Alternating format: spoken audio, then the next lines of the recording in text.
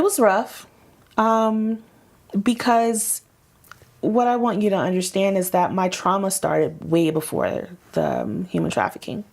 I was sexually molested starting at the age of 6, eventually raped at the age of 10 by a family member.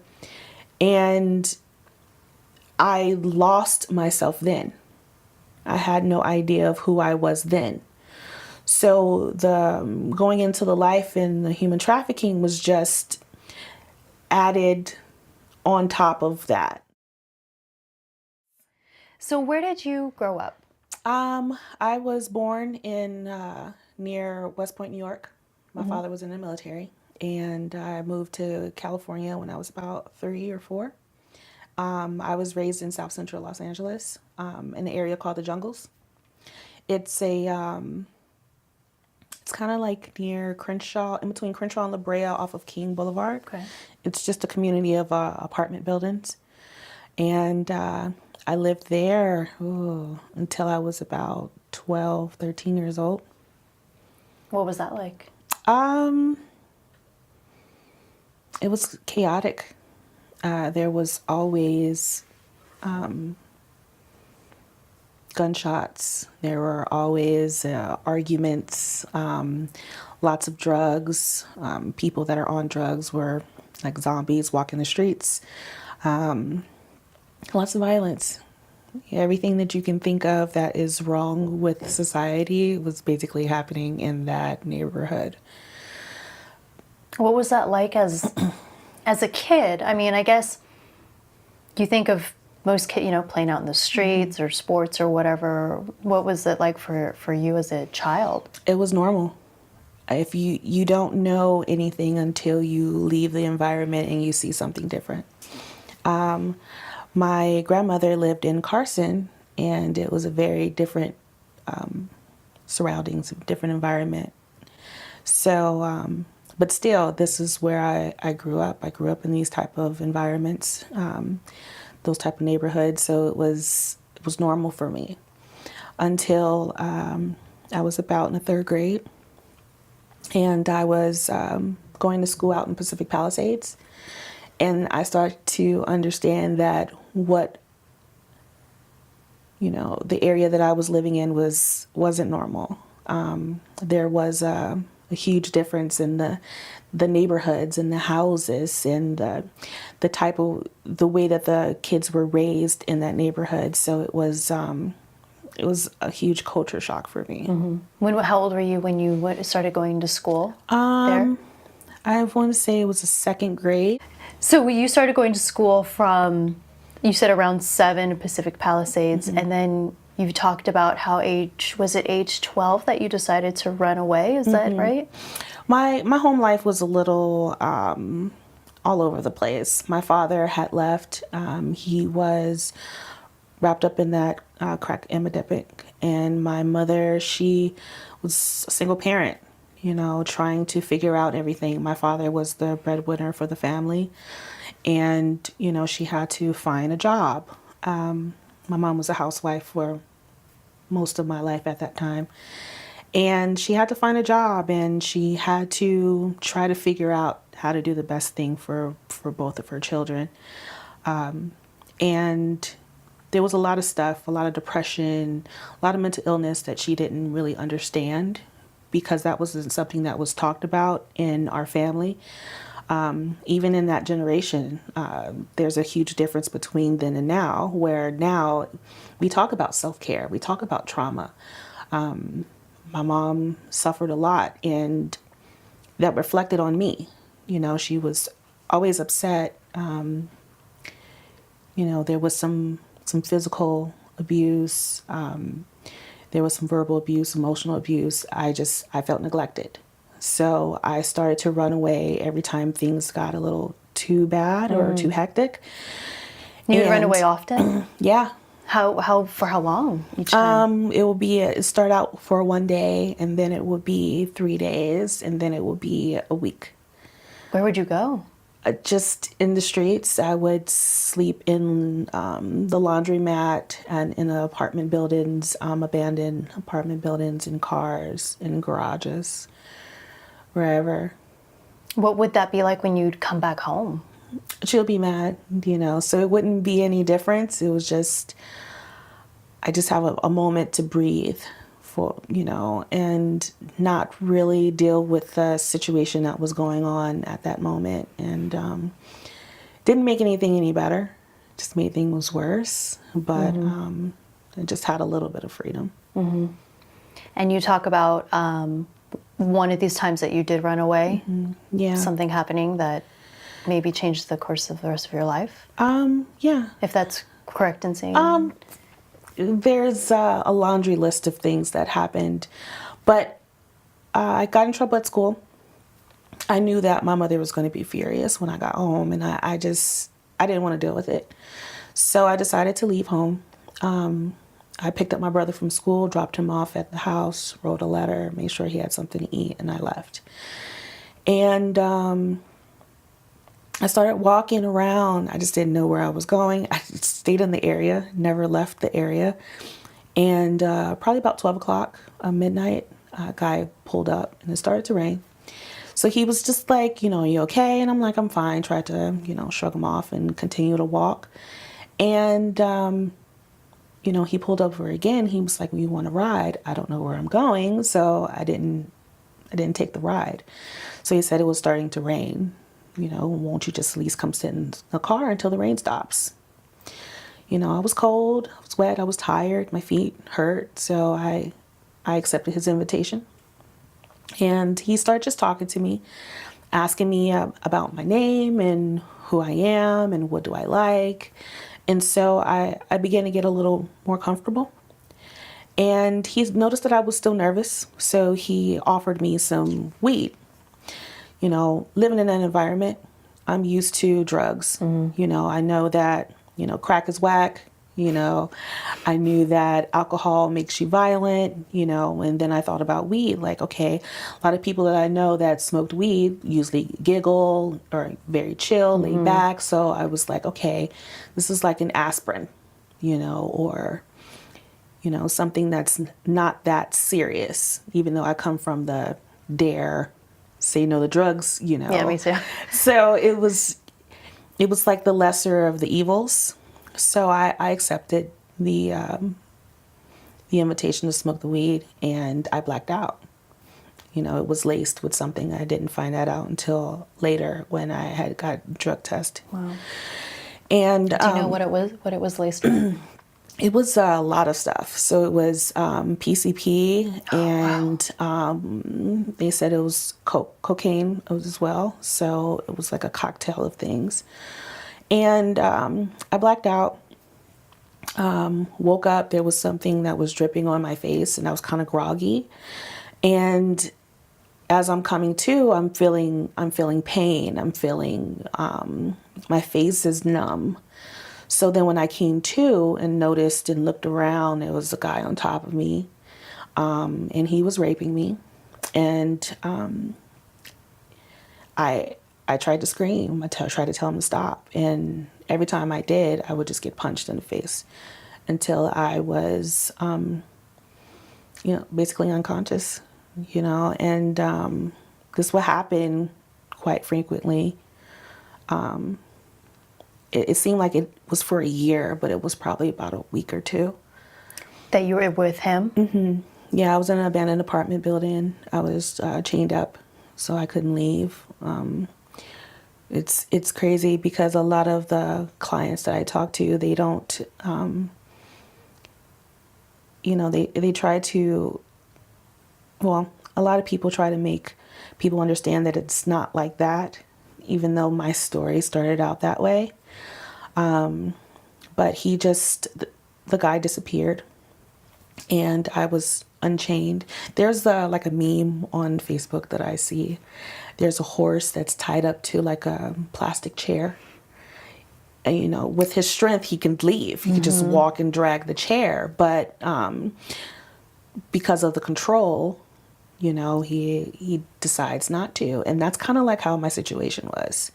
I was unchained. I could have walked out the door. I could have, jumped out the window, whatever the case was. But I was fearful for my life. So I stayed put. until I want to say he was a landlord. I'm not 100% sure. He came in and he asked me, what am I doing there? And I told him, look, I'm not telling you anything until you get me out of here. And so I literally crawled, because I wasn't able to walk. I literally crawled into the back of his car, and he said, where do you want me to go? I was like, just keep driving. So when night fell, that's when he pulled over at a laundromat. And there was this older Hispanic lady that came out, and she saw me get out because I didn't have hardly any clothes on. And she found some clothes. I guess, the people had left in the laundromat. So she gave me the clothes to put on, took me in the bathroom so I could clean myself up. And she went next door to a little liquor store, and she bought me a pair of flip-flops. And I just started walking. And a guy pulled up yet again, and he saw that I was beat up pretty badly. And he was just like, well, can I help you? Like, I'm not going to do anything. Can I help you? And I, being naive, I said, okay. And for the first, I want to say a week, he looked out for me. He tried to take care of me.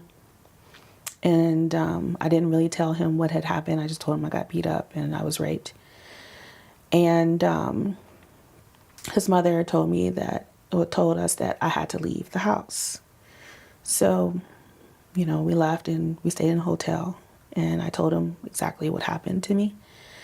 And he was like, well, you've done it before. And started right back into it again. But it was a little different. He knew a guy that was a seasoned pimp, if you will. And he took him under his wing along with me. And he just started taking me places and telling me just to do whatever they wanted me to do.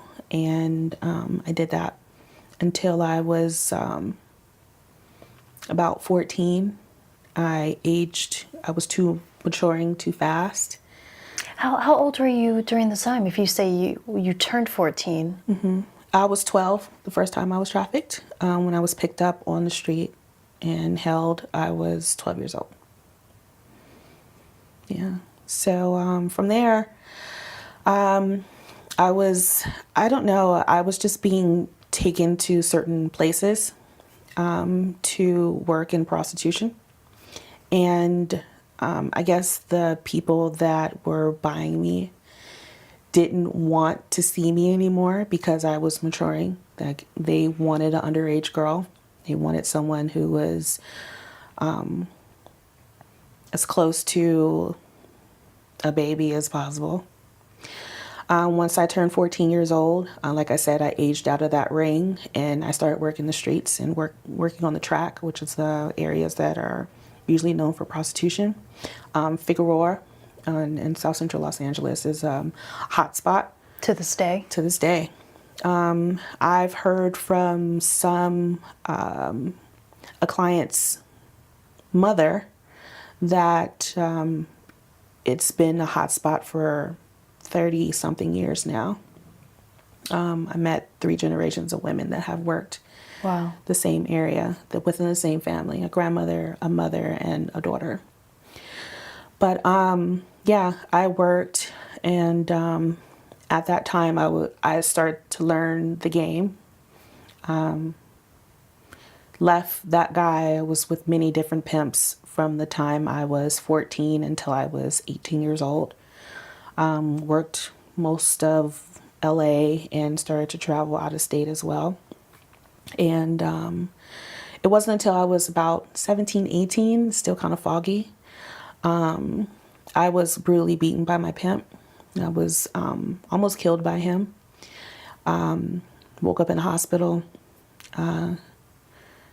And I couldn't remember who I was, couldn't remember my name till a couple days later. The nurse, a little Jamaican lady, she took care of me. She stayed with me for 2 weeks. You were in the hospital for 2 weeks? Yes.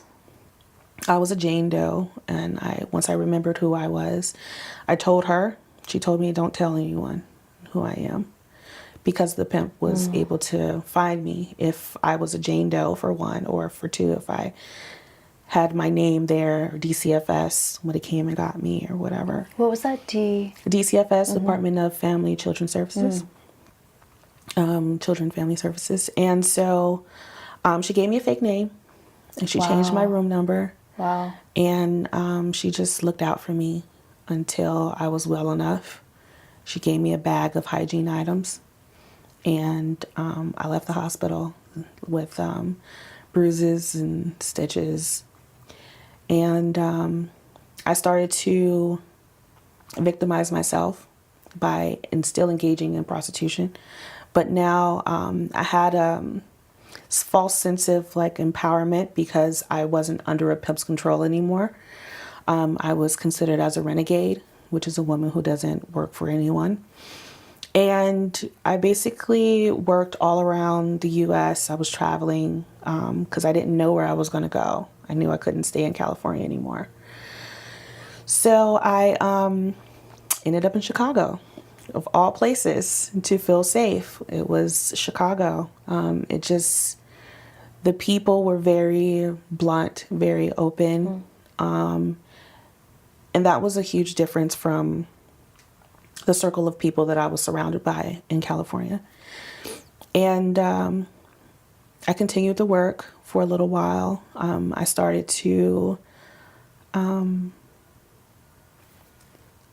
it was less prostitution. I started dancing because I was getting tired of having sex, basically. I've heard some could say that that's like almost a little weaning process. Was that kind of the case for you?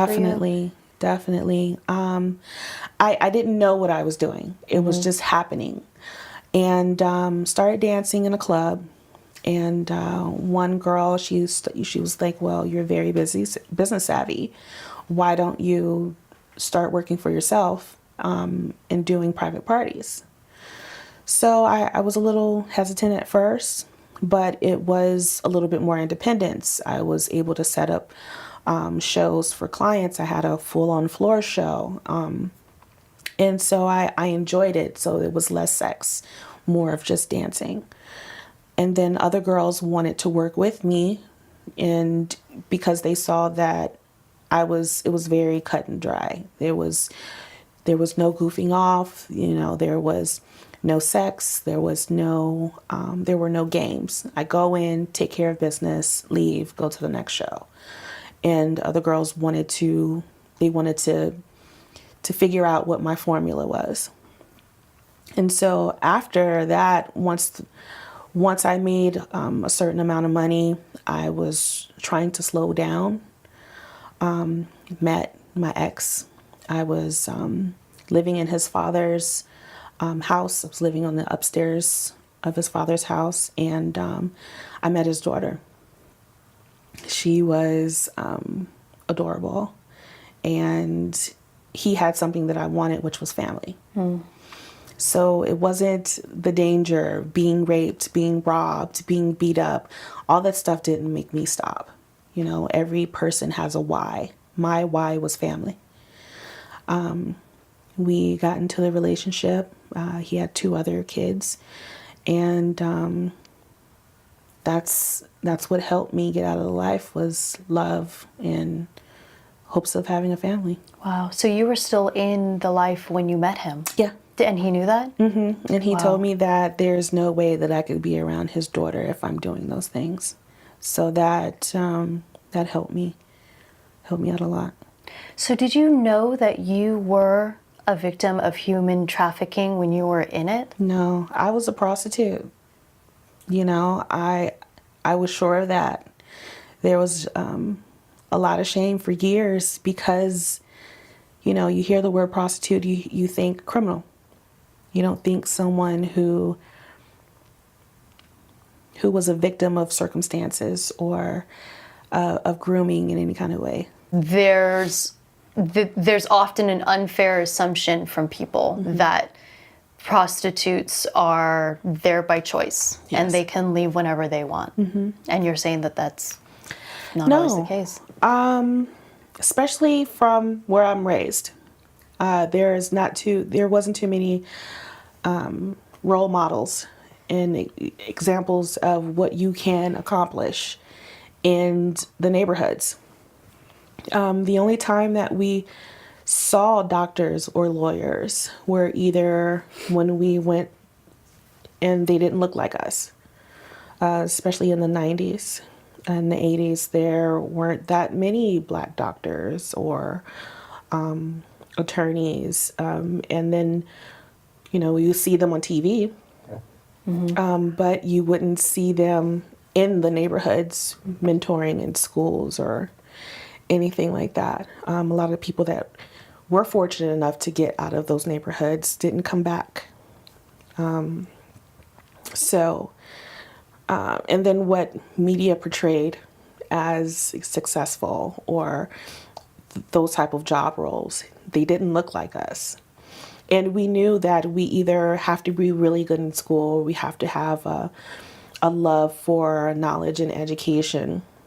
And if you didn't have that, then you have to be a drug dealer or in sports, or you'll find a man who is rich and will marry you, the whole pretty woman thing, Or a lot of women were in the area that were hustling, were engaging in prostitution in order to make money.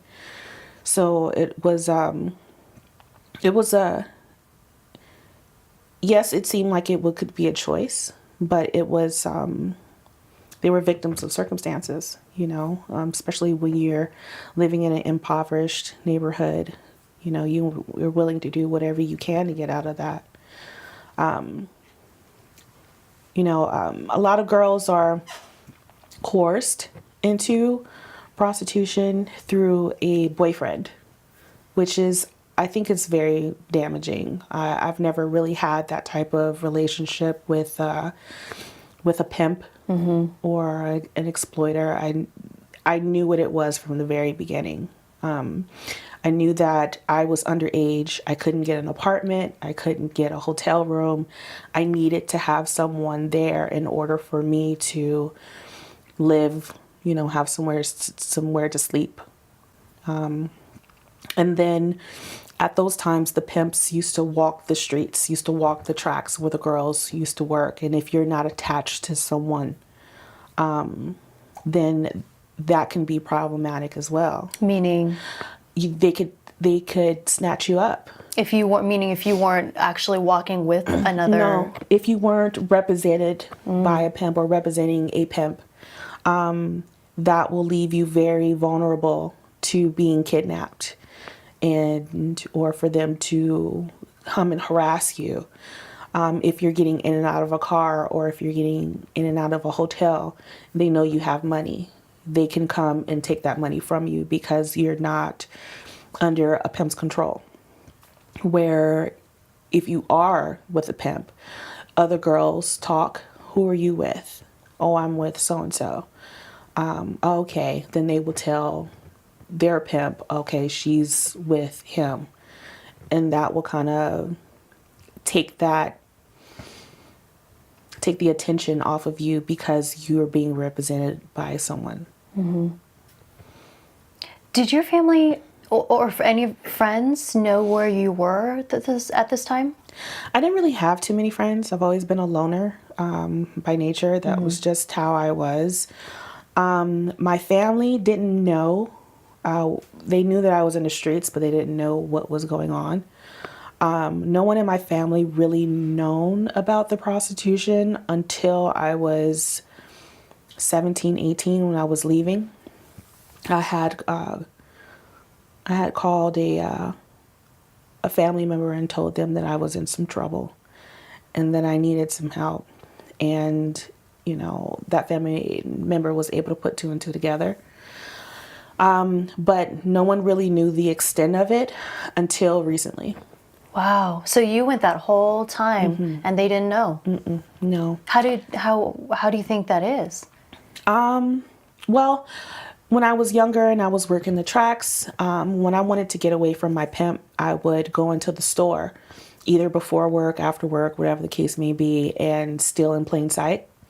And I knew I was going to get arrested and go to juvenile hall. So that's the tactic that I use to get rest, Wow. is to get arrested. You know, a lot of people like, excuse me, when I tell them that, they're like, oh, you're crazy. Who wants to go to jail? I did. You know, it was either go to jail or be on the streets. And when you're working, you know, in prostitution, there's no days off. There's no sick days. You know, us as women, we have certain periods where we're, you know, dealing with our lady issues. That didn't matter. You still had to be out there on the street day in, day out. Rain, you know, it could be cold, it doesn't matter. You had a quota that you had to make, and it had to be fulfilled every day. So, or if I was beaten by my pimp, I would leave, go to another pimp, or, you know, do something to where I can be noticed and I will be arrested. So I was either spending time with some girlfriends that I knew, that I met during the time that I was in juvenile hall or camp or placements, and or I would be in those juvenile facilities. So yeah. Did you know a lot of the other girls that were also working with the pimps that you were working with? Yeah. We really got to know each other once we got to juvenile hall. So Or some of you guys would go oh at yeah, the same time? No, not the same time, but we will see each other there. Within the time that I would either be sentenced to 3 months, or I'll have to go to boot camp, or I have to go to placements, group homes, and I would see those girls that I used to work on the tracks with. Or sometimes we would run away, you know, or the girls that I would see in the placements will end up on the track later on. So, yeah, a lot of them, we didn't see each other that often because of the type of, you know, stuff we were involved in. Some of them disappeared. I've heard a few of them were killed. Yeah, it's really sad to see that. One of the girls that I knew in the group home, we just met each other again, or just met up again last year. And the first thing we said to each other was, "You're alive. You know, you made it." Because a lot of girls don't come out of that life. I was in for 11 years, which is it's rare for me to be healthy.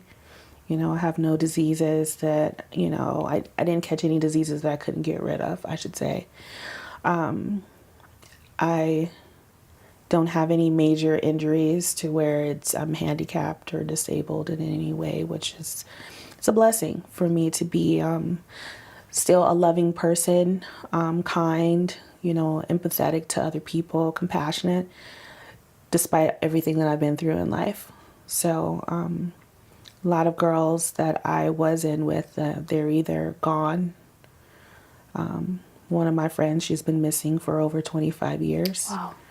You know, I can't imagine her being tortured. I just hope that she's just passed on, you know, because her family has been looking for her for a very long time.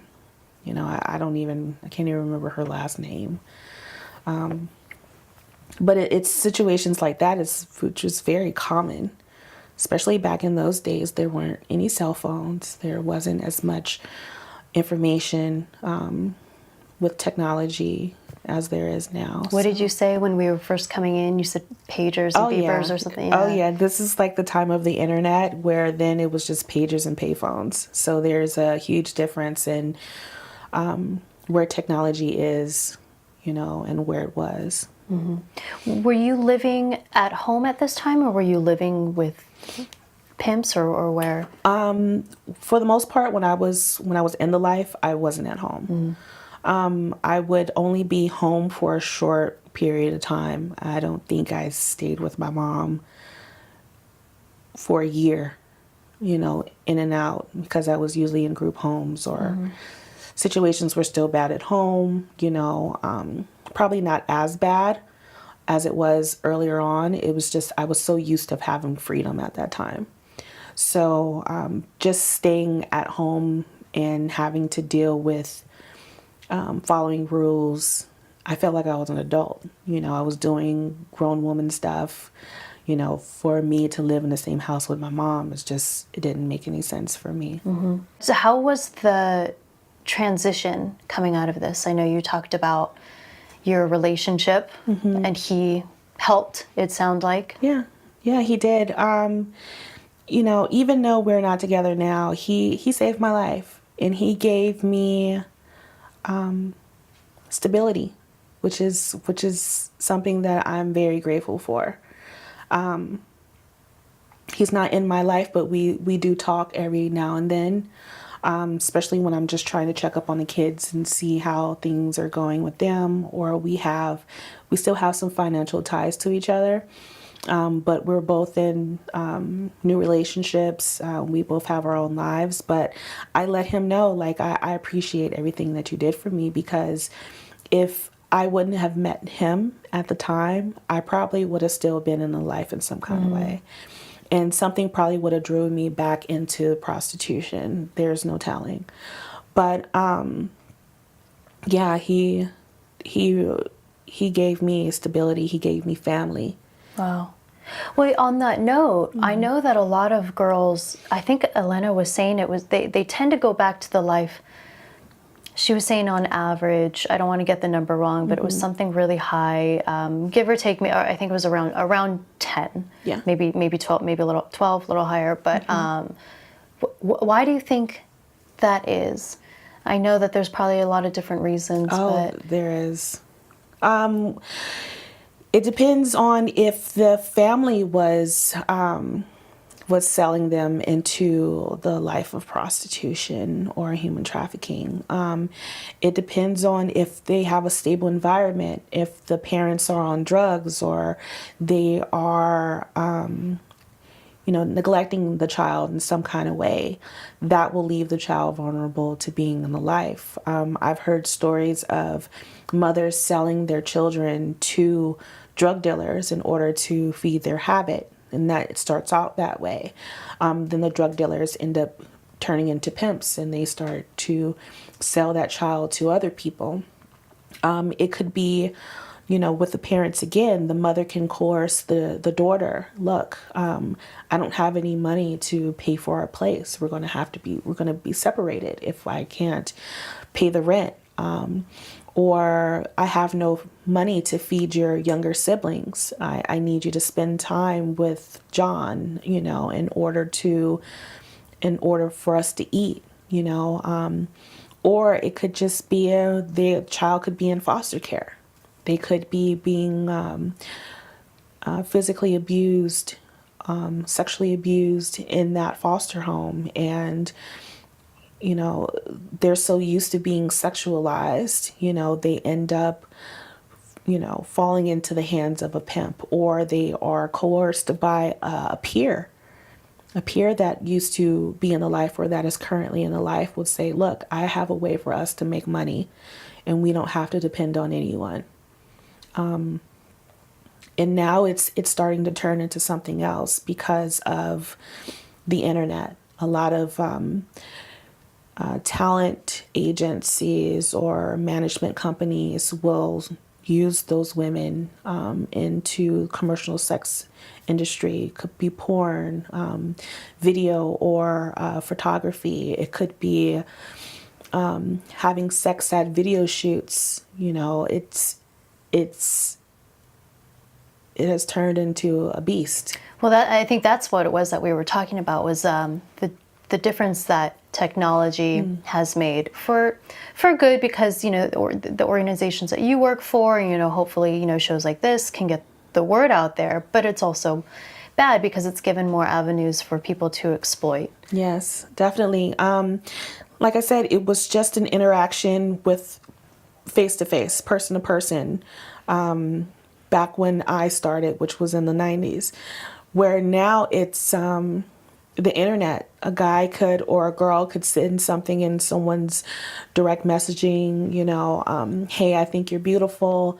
Come make some money. There's ads posted all over the place on the internet. Make quick money.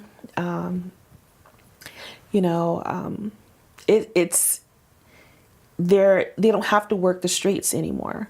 And that's how it was when I was in. Now they could post ads on Backpage or Craigslist or the other little pop-up sites, since they've been shutting down those Craigslist and Backpage. They're using dating sites. They're using a little bit of everything now in order to find customers to work. Not that it makes a difference, but just out of curiosity, did you or do girls see any of the money that was coming through? Working under a pimp, no. They would give you some money for your drug habit.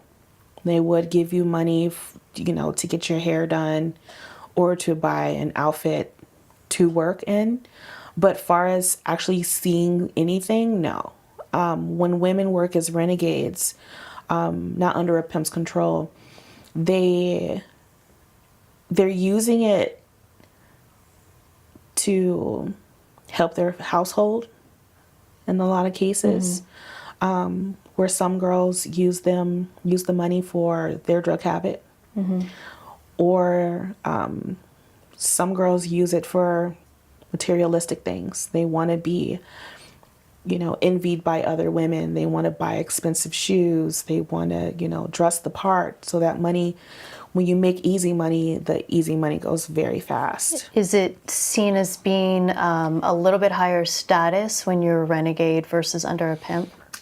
It's made to seem that way, but there's really no difference. There's also different classes. Well, the women that look like me, that grew up where I grew up, they're considered prostitutes. Where the women that don't necessarily look like me, they are escorts. They're able to make more money. They're able to go to certain places. Are you talking about in like higher income areas? Yeah.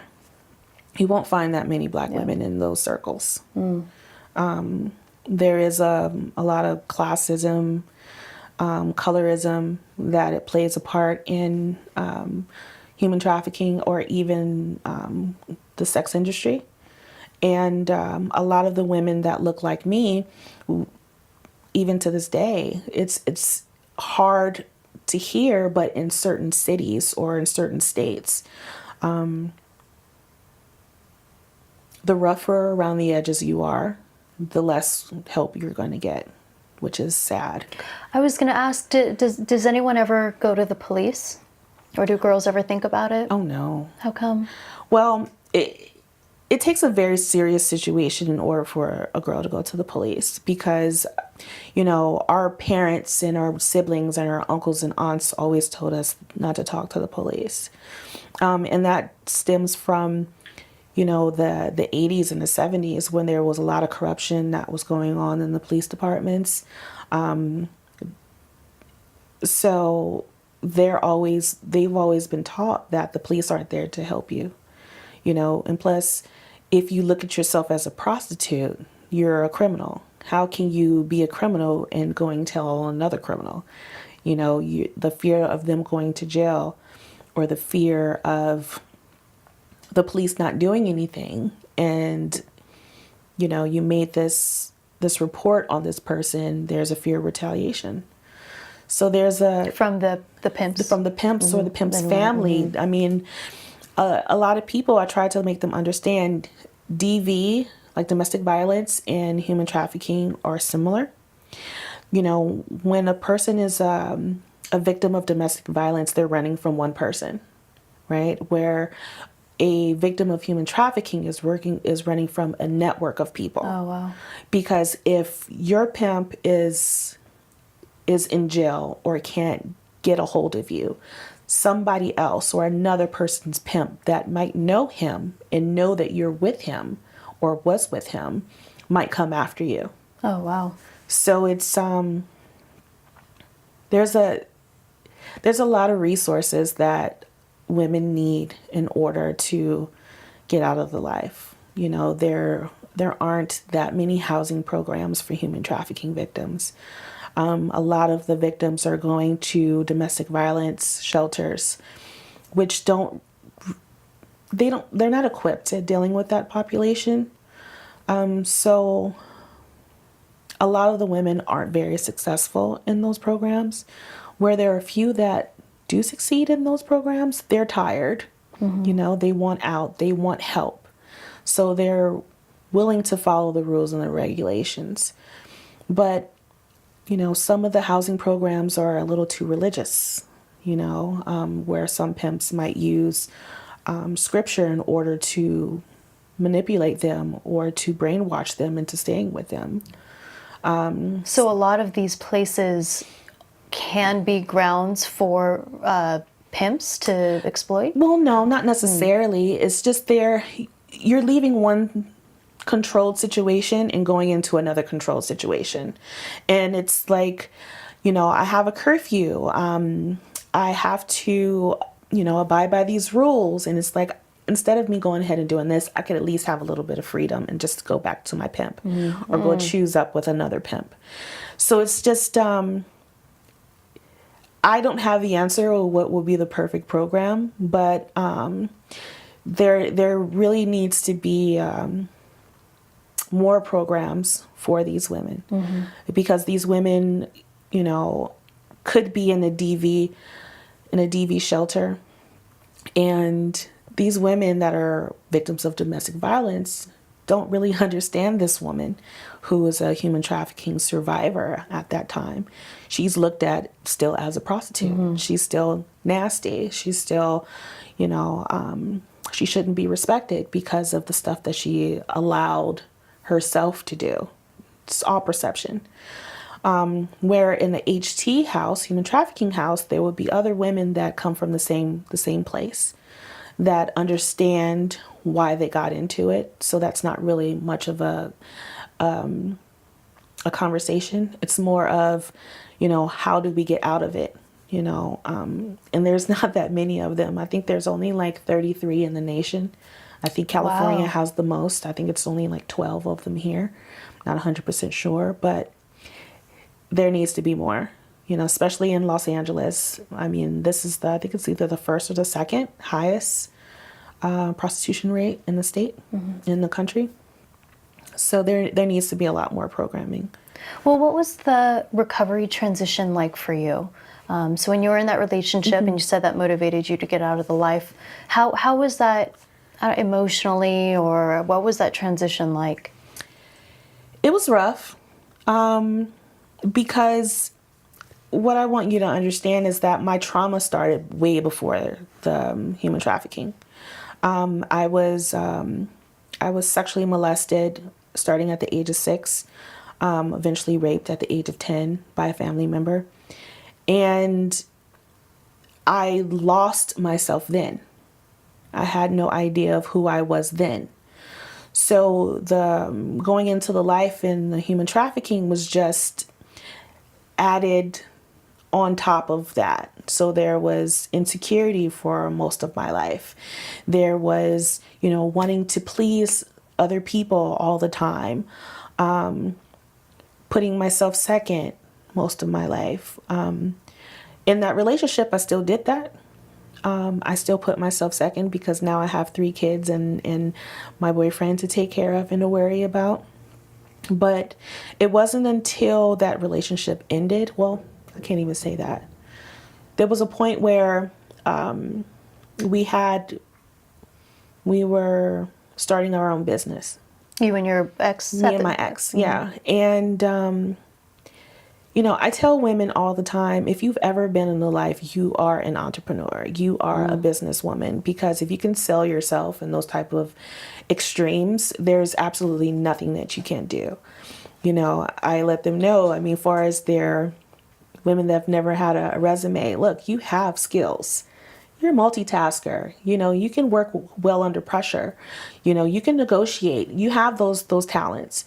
And they're like, well, that's crazy that you would say that, especially when we're dealing with this. But I had to look at that within myself. And unknowingly, when I was in the relationship with my ex and we started our business, I took care of business as I would have in the life, taking something that's negative and terrible and turning it into something positive and profitable.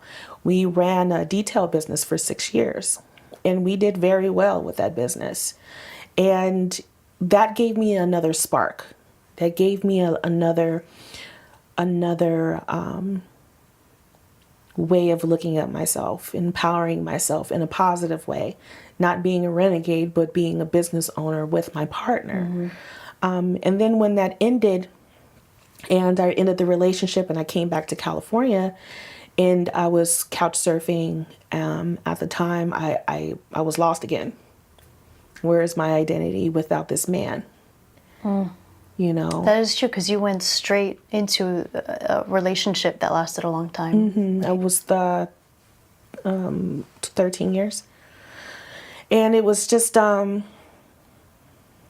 didn't know what I was going to do. I was completely lost and confused on where my life was heading at that time. So when I came back to California, like I said, I was lost, and I met my mentor.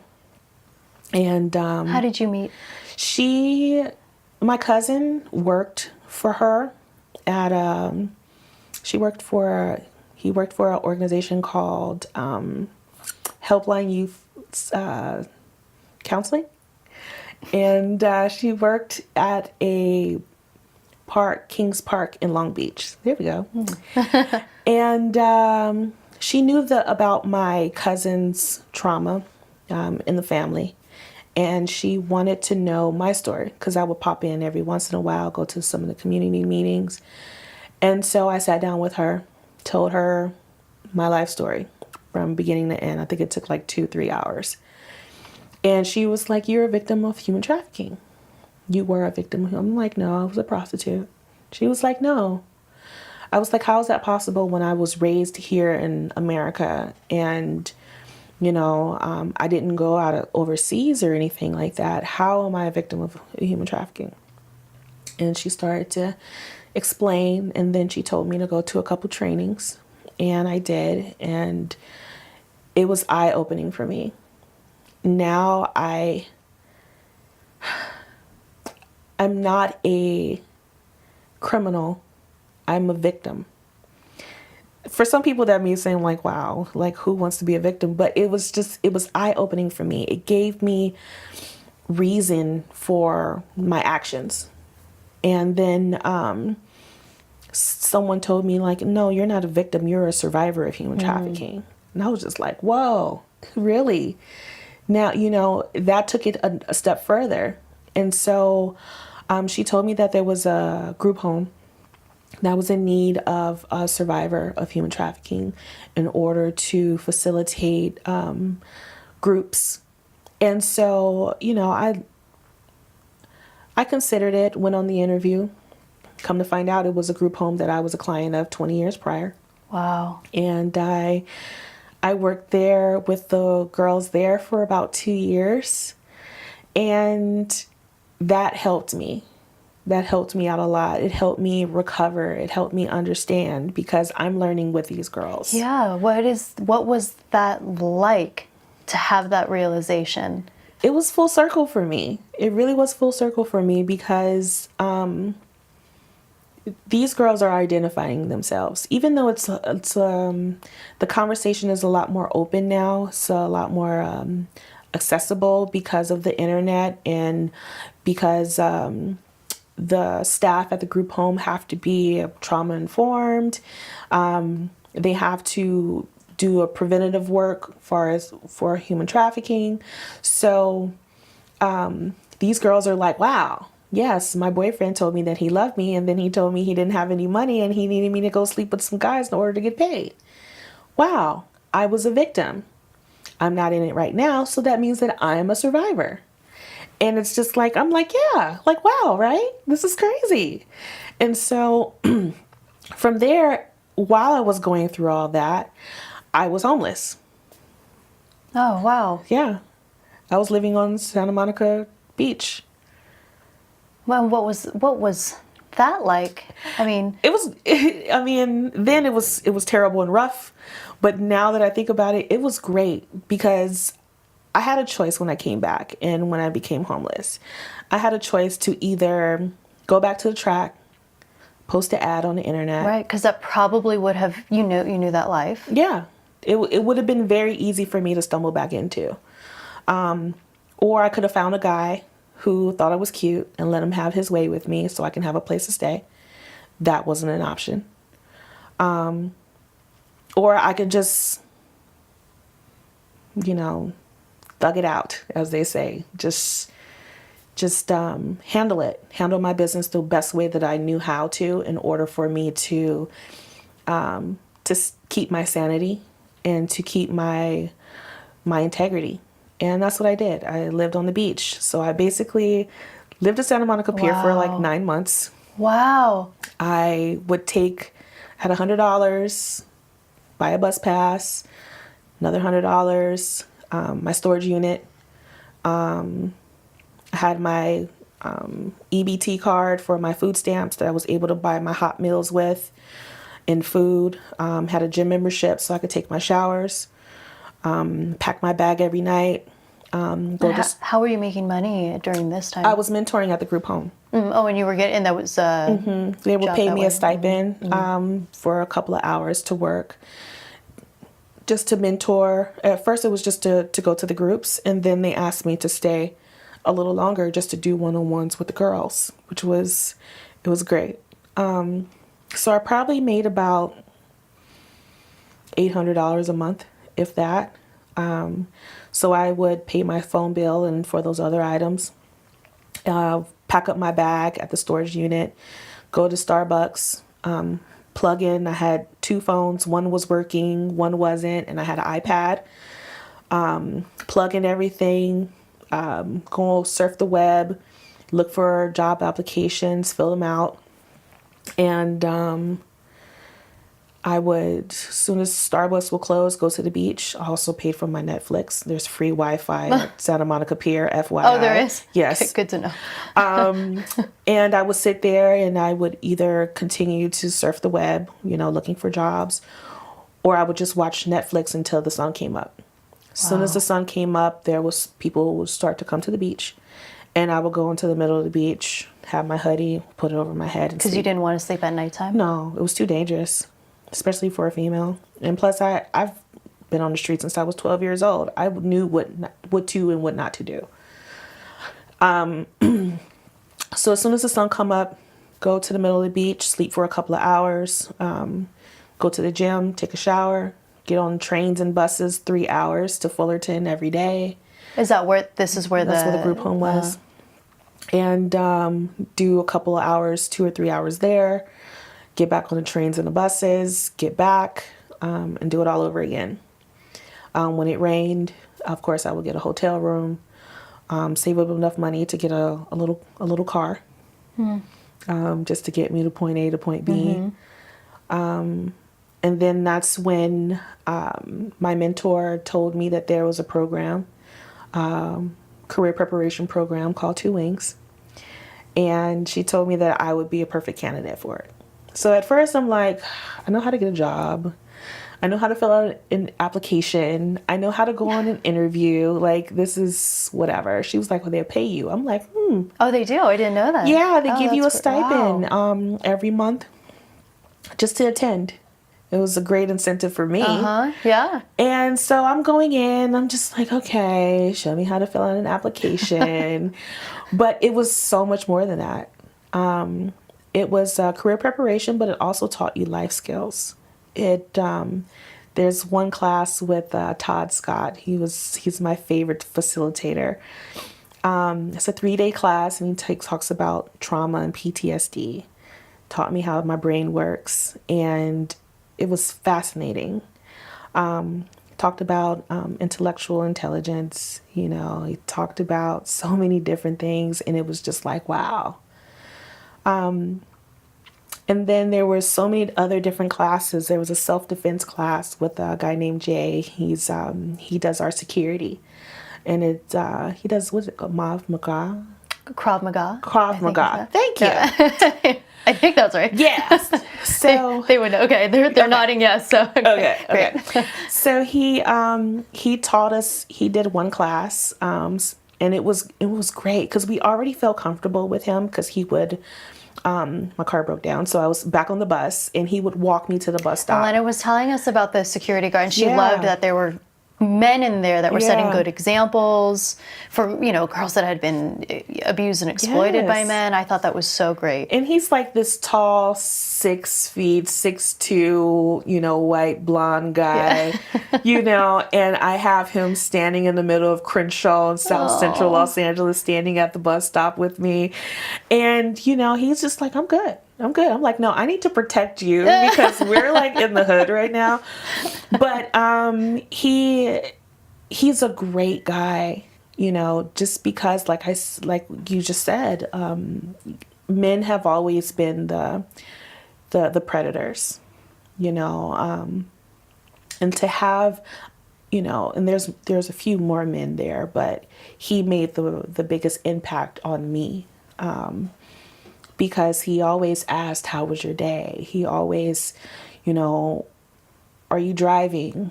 Are you going to the bus stop? Hold on, wait, I'll walk to the bus stop with you.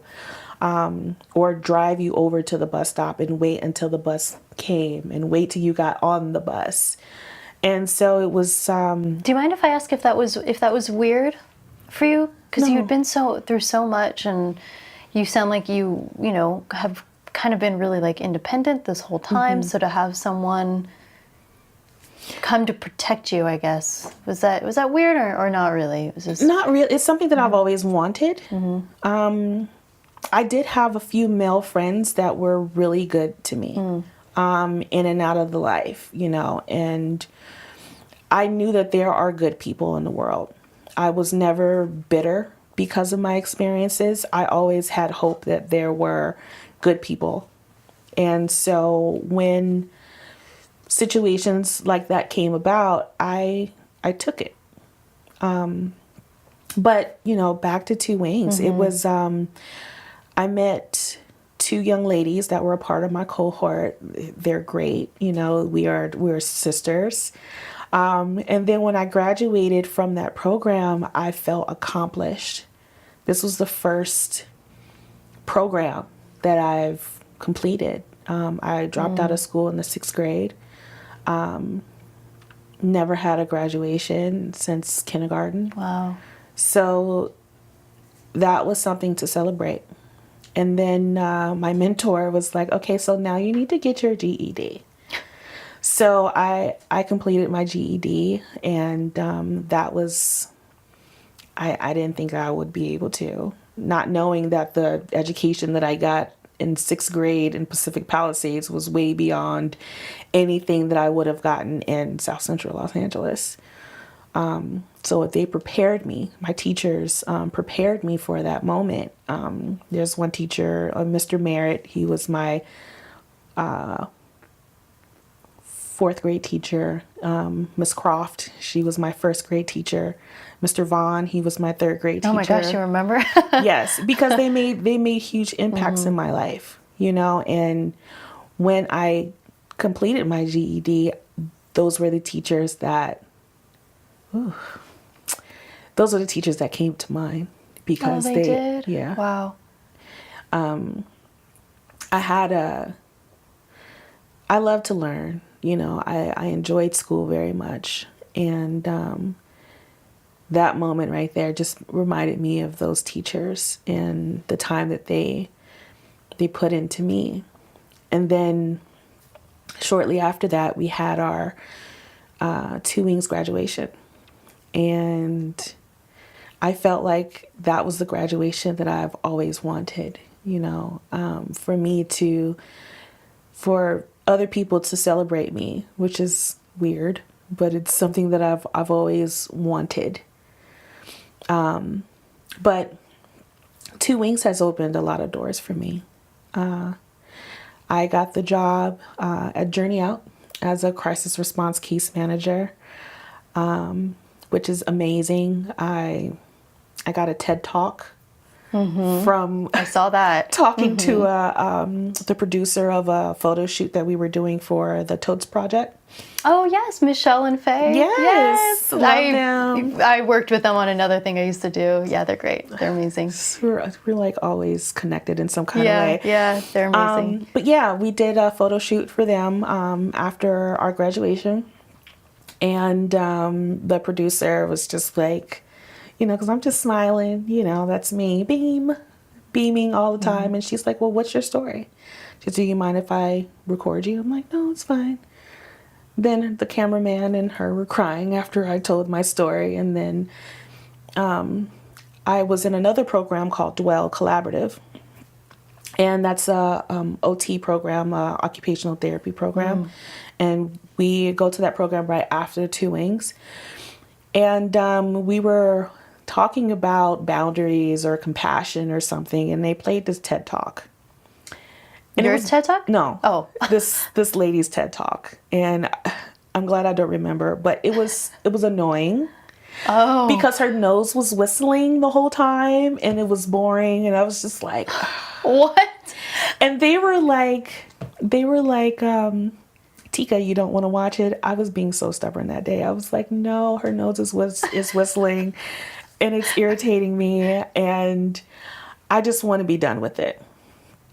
So they talked about me that whole day, Then literally 3 days later, I get a call from the producer of the photo shoot.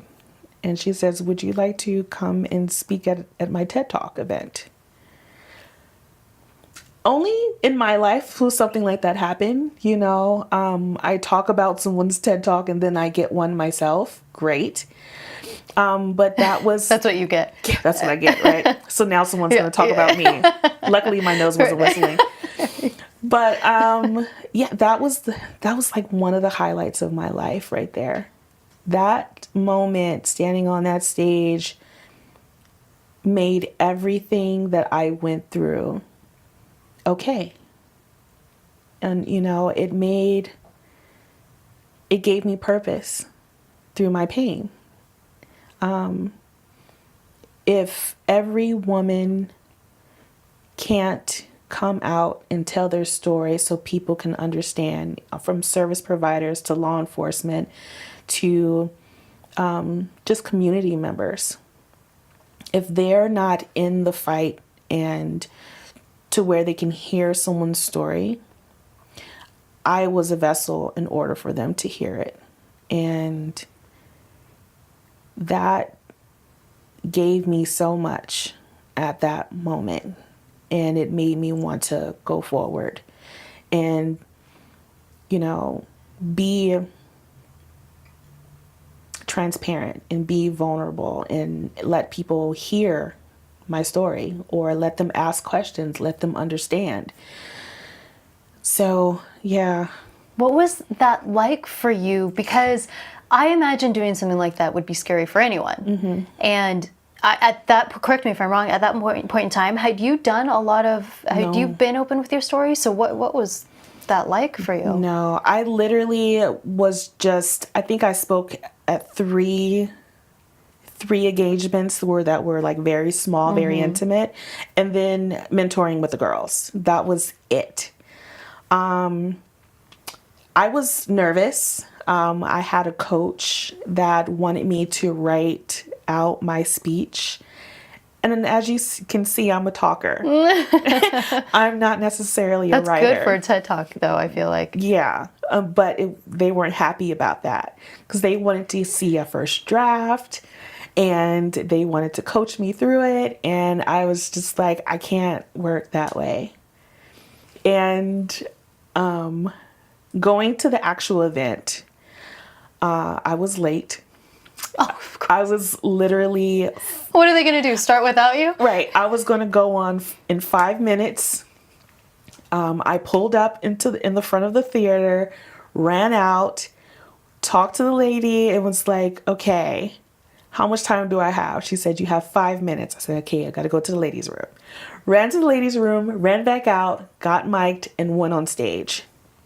And everything that's on my TED Talk was freestyle. Really? Yeah, I had no idea of what I was going to say or how I was going to say it. I knew what I wanted to talk about, but I didn't know how it was going to come out. I was nervous until I went into the ladies' room to check myself and make sure everything was okay.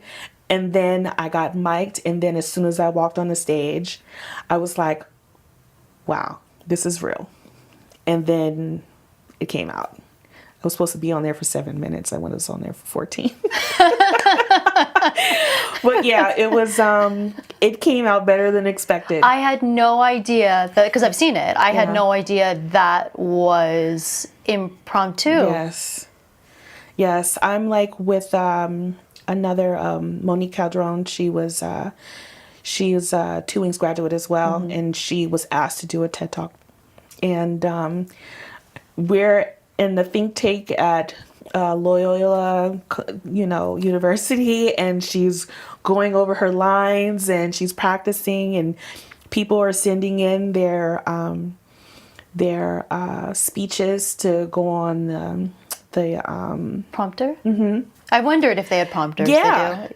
and I'm like, they have to. Some of these, I'm like, there's no way they. And they're like, that, okay, so Tika, do you have cards? Do you want me to add Nope. your speech? I'm like, No, I don't. no. And we had a rehearsal beforehand, and they were like, do you want to go up? I'm like, no. I just came to come say hi to everybody. And I thought I was going to like totally bomb, but I was very proud of how it came out. I mean, that's a talent to do. Like I said, I've seen that, I'm in the industry and whatever. And so like to be able to improv like that and that clearly and that well with your message, that's a real talent. Is that something that you want to keep doing? I mean, you're here, like media or you're great at it. There's a couple thoughts. Politics, maybe. Oh. Okay. It's just a thought. I don't know. Just popped in my head right now. The public speaking, motivator of some sort. Yeah. Like, I don't know. I'm preparing myself for what could happen, but I have no exact plan on what's going to happen. Life has just been showing me the path that I need to go on, and in this point in my life, I'm trusting myself and trusting my instincts and intuitions and just going with the flow right now. When you had the BuzzFeed video too, right? Was that before or after the TED That was Talk? after. The BuzzFeed video was, I thought it was going to be something different than what it turned out to be. Oh, really? Mm-hmm. Because there were a lot of interviews with a lot of other people. And I thought that I was just going to be a part of, that video. But it turned out to be the Tika show. And it was very surprising. It was very emotional. And both of the videos, the BuzzFeed and the TED Talk, came out within days of each other. Oh, wow. And so it was a very overwhelming moment. I was tagged on Facebook, and my father never heard my story. So that was very hard. Because my father is doing well. I'm very proud of him. He's been sober and clean for some years now. And we're getting our relationship back on track. And, especially on Facebook, that's how we connect every day. And he saw the video. And he was heartbroken because he didn't know. So that was rough. My brother always known. My mom, I didn't really care to explain everything to her. Just because of how our relationship is. We're great now, but we don't talk about the past. We still need a little bit more work before we can work on that part of our relationship. I just take it for what it is right now. Where my dad is apologetic about everything, you know, and my dad is still the sweet man that I've always known my whole life. I never seen my dad on drugs. He left, and I'm grateful for that. You know, at first I didn't understand why my dad would just disappear without, you know, without coming to visit or to call. But now I understand it. You know, he didn't want to taint that image that I had of him. You know, my dad was everything to me growing up. You know, he taught me how to read, he taught me how to ride a bike, he taught me everything about animals and about life and about love. My dad taught me everything. He was my first love. And for him to leave, and then my mom's like yelling at me, I'm like, who are you and where's my daddy? You know? So it was a huge hole, huge void in my life. But when he came back, it was just like, we got right back on track, you know, because he never changed. He's still the sweet man that I've always known my whole life. And, you know, we're silly and we love music, and music has always been our conversation piece with each other. So what we do when I go over to see my dad is he'll sit down in front of his computer and he'll play music, and then we'll just sing. And, you know, he's like, oh, do you hear that part? And then, you know, he'll talk about the music, and it's just like, it's great.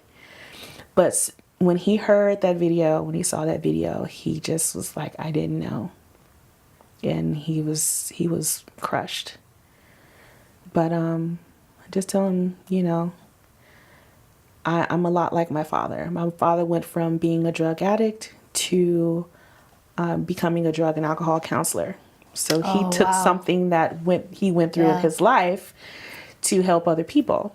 So to hear that I was a victim of human trafficking, and now that I help women, he's like, you're just like your daddy. I'm like, yes, daddy, I am. So, yeah.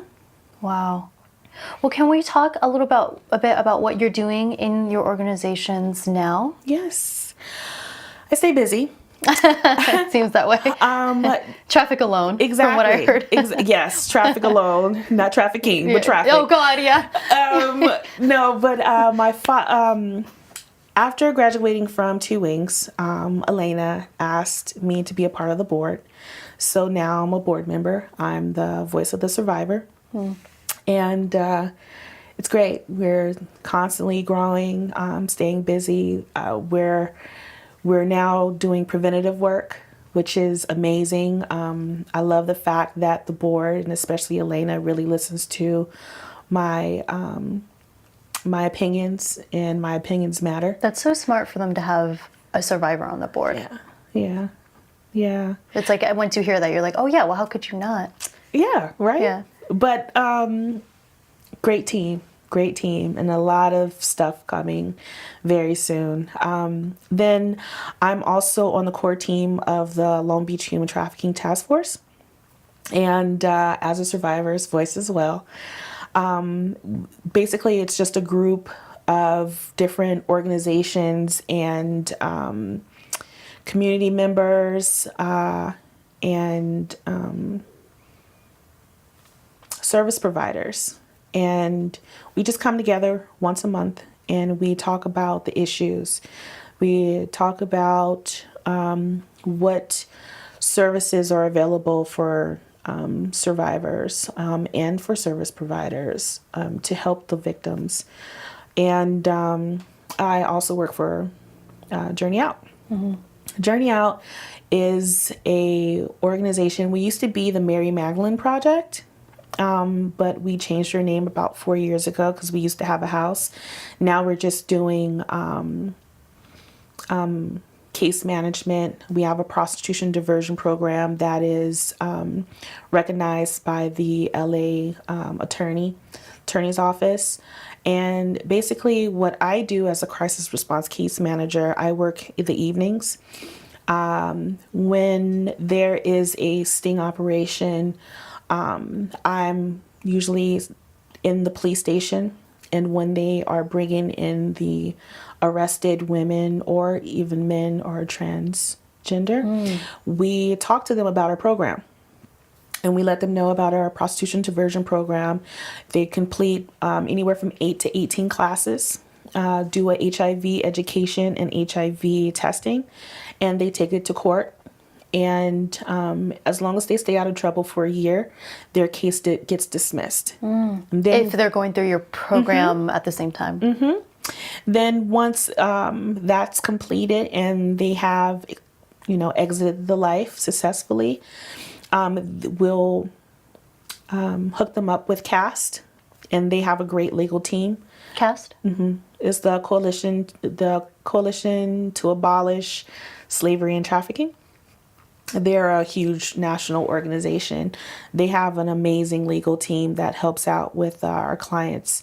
Those that are immigrants that need help getting U visas, T visas, and also for criminal cases as well.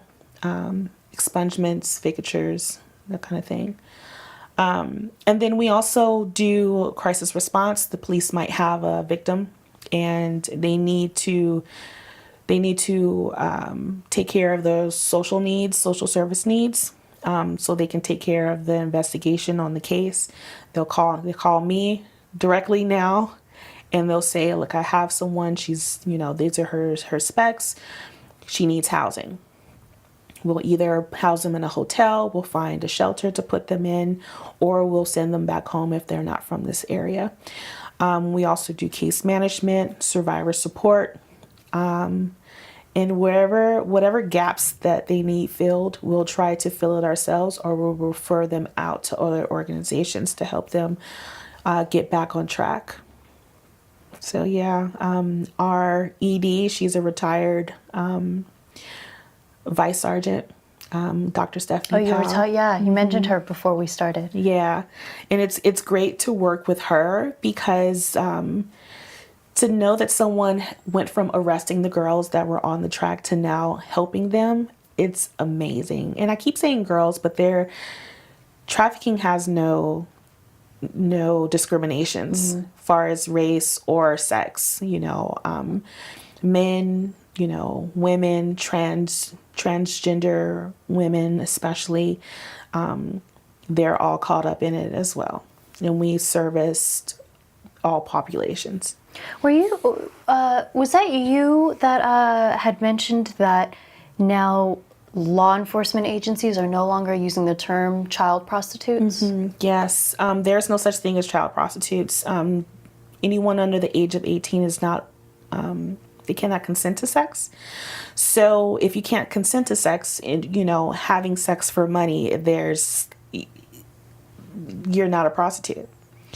So they've been doing a lot of trainings. Law enforcement have become trauma informed. They're starting to change their verbiage when it comes down to human trafficking.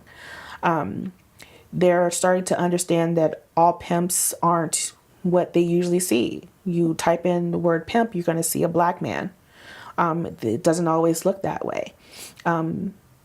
And as far as the image of a prostitute, they will see someone that is dressed a certain way.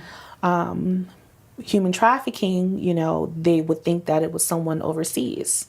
They will think, even though my story is basically what a lot of people think of human trafficking to be, the beginning of my story, it doesn't always look that way. A lot of women, like I said before, they're coerced. They fall in love with this guy, and this guy is like, look, I need money. Well, Lena was telling us that there were essentially two kinds of pimps. There were the guerrilla pimps, Yes. which are the ones that are forceful, Yes. violent, probably what most people think of. And then there were the Romeo pimps. Yes, and me personally, my own personal opinion, I think the Romeo pimps are way more dangerous. The guerrilla pimps, once you get beat up so many times, you're like, okay, I'm done. There's really no emotional attachment, even though there is that Stockholm syndrome where people start to care about their captors.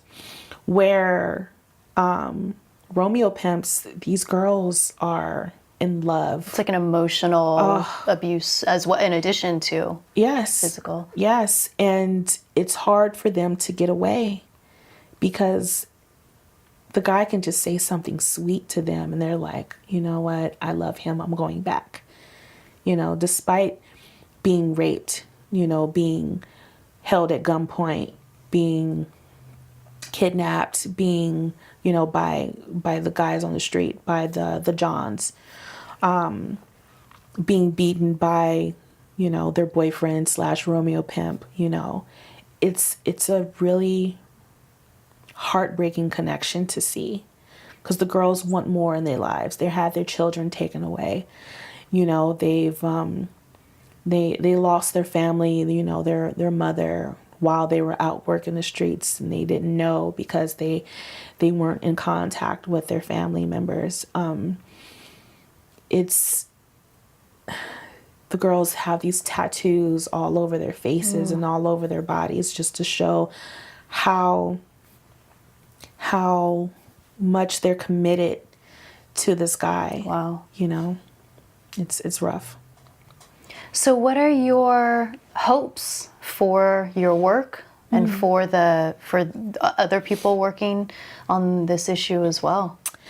I mean, far as the big picture, it's I just want people to be more informed. I would love for the impoverished and the marginalized communities to get what's needed, which is therapy. There's been a lot of historical and generational trauma that has been going on, that needs to be tapped into. They need to teach them coping skills, because life isn't going to get easier. Therapy is not to fix you. It's just to teach you how to cope with things that have happened and that are going to happen. You say generational trauma, so I'm assuming trauma that goes from generation to generation. Yeah, I mean, I look at my own story. It wasn't until I understood the women in my family to where I can understand why I was in the situation that I was in. My great-great-grandmother was born, from a slave, in the end of the slavery, and her mother couldn't really be there for her. She died at a young age. Her mother died at a young age. So she was raised without a mother because they were limited, medical care. So my great-grandmother was raised by a woman who wasn't raised by a mother. So she was missing a lot of gaps. My grandmother, she was raised in the Jim Crow era. All the stuff that she had to go through then. And then my mother was raised by a woman who had all these kids and was a victim of domestic violence and lived through the Jim Crow era. And, all of that was transferred to my mom. So there was a lot of, stuff that happened in my family that my mom didn't get therapy for. She was just a pressure cooker. And plus, when she had me, of course, all those things are let down. I was inherited with all these problems, and I'm where it stops, because now I love therapy.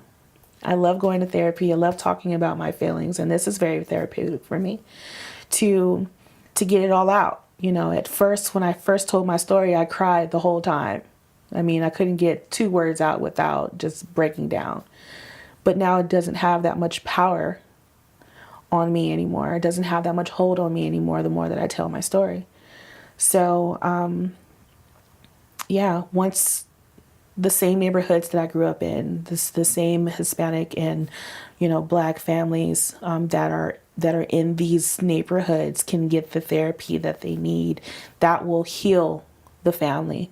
They will understand their worth. They will understand that what they're dealing with every day, hearing helicopters and hearing sirens and seeing the violence in their neighborhoods isn't normal. And instead of suppressing it, they can talk about it and they can get the help that they need.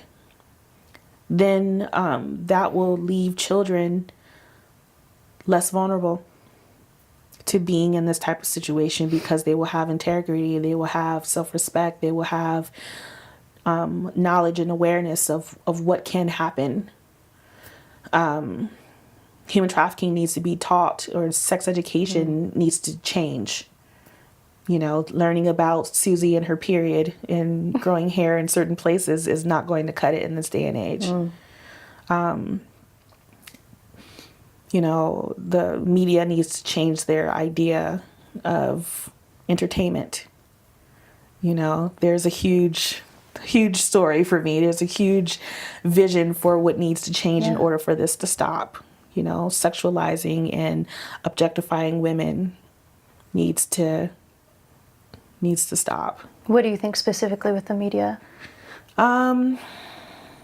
Just the pressure of being beautiful, the pressure of being what society deems as beautiful. That was hard for me, because I was living in the jungles. That's the name of the area.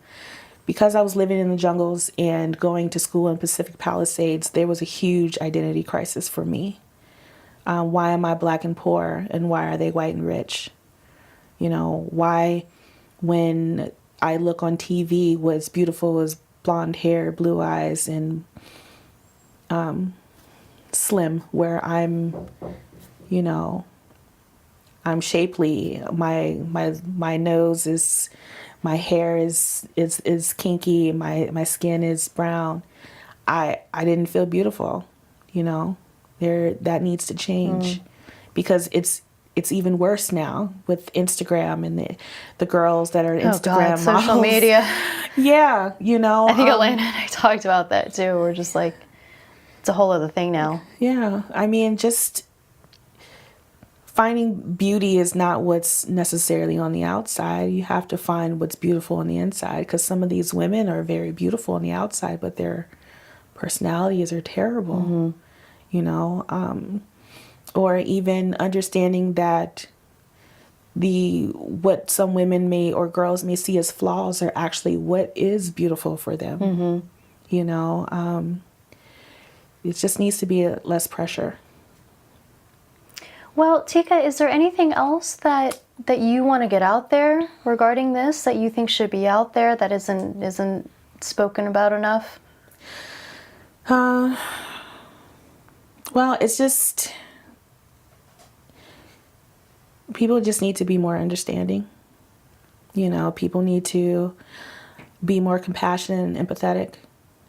You know, especially with this, we have 2 more years in this whole political thing that's going on. The administration. You know, and it's a lot of ugliness that's coming out right now. It's always been there, but now it's more in your face now. More than ever, we need to look out for each other. More than now, we need to stop being selfish and stop thinking about, my family is not dealing with that. You know, because if your family's not dealing with that right now, the generations to come might be dealing with the same things that you may look down on other people about. We need more people to be a part of this fight. You know, I was identified as a victim, and then I became a survivor. Now I'm a warrior. I need more warriors, and we need more people to think outside of the box. You know, these people that are my clients and my friends, you know, they need people to employ them. You know, we need people to be more empathetic and stop judging. We need people to really stop thinking of the world in this fairy tale and look at it for what it really is, and start to help each other. Great. Well, I think that's a great place to end it. Thank you so much for coming on and sharing your story. I was telling Elena, like, out of all the issues that people are talking about right now, you know, some of them are debatable. There's different sides to it, whatever.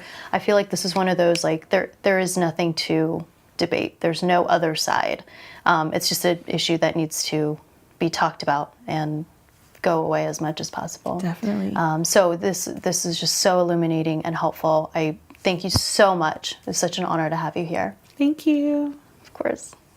Hey everyone, thanks so much for watching the episode. If you're interested in contributing to the conversation and supporting the show, there's 2 easy things you can do. 1, click subscribe, and 2, visit our Patreon page where you get exclusive access to the Exploring Minds community.